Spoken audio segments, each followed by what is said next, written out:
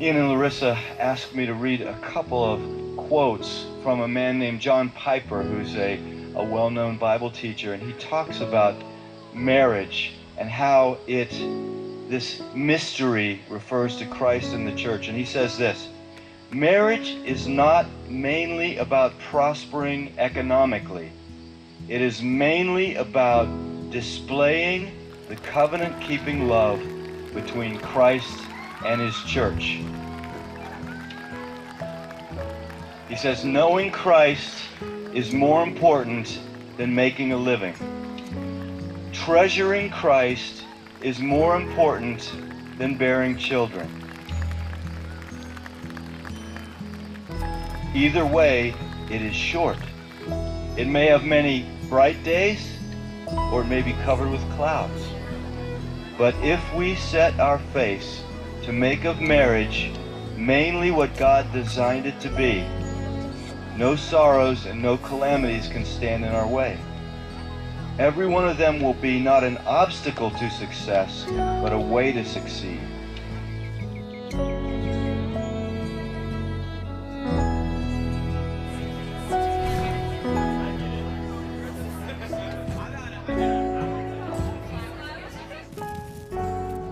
The beauty of the covenant-keeping love between Christ and his church shines brightest when nothing but Christ can sustain it.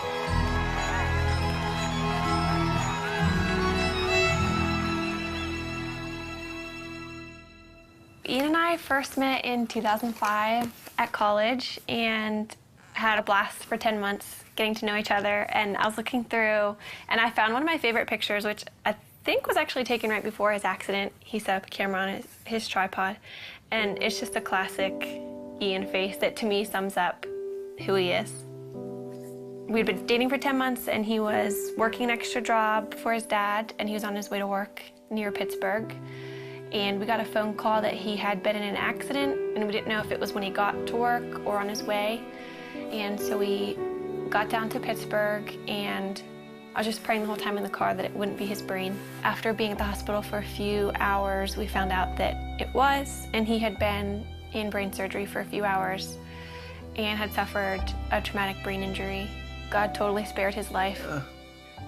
One night he was failing 4 out of 5 brain activity tests, and the next morning he was doing well and his brain was starting to respond again.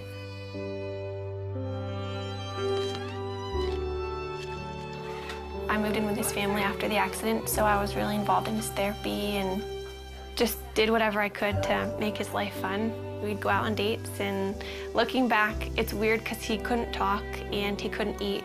So we probably looked like complete weirdos being on dates, but we had a blast and I just talked to him all the time.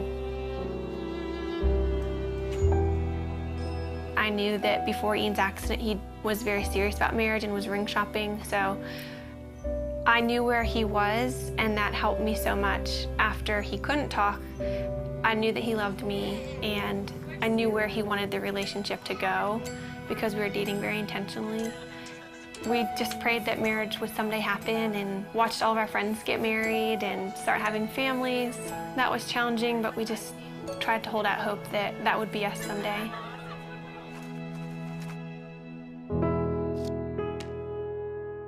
This is our board of gratefulness, and we encourage anybody who comes in to write a note of something that they're thankful for. It could be really small. Mine is just Saturday mornings, and it's just a good way that we've found to be just practicing gratefulness. And Ian, I think half of yours say my wifey, which is pretty cool.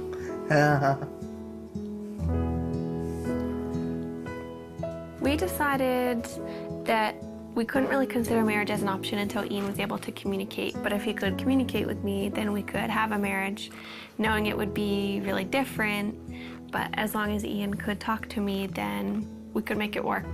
So once Ian began communicating, it became a little bit more of an option, and then we just kind of watched Ian progress.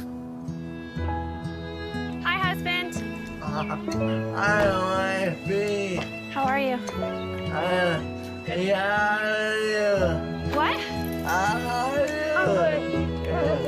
Yeah. How was your day? Yes.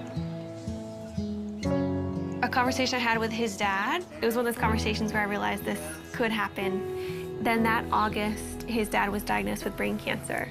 And at that point, his dad's biggest concern was Ian and I, and whether or not we were gonna get married or step away from our relationship. He wanted us to make a decision to move our lives in some direction. He passed away before he was able to see us get engaged, but that was a huge impetus in why we started to pursue engagement.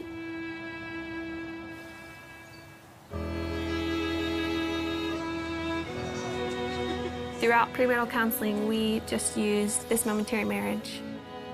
It was so helpful because John Piper talked a lot about primary things and secondary things, which is really important for us because when we're walking out our marriage practically, Ian can't do the secondary things like working or making a meal for me.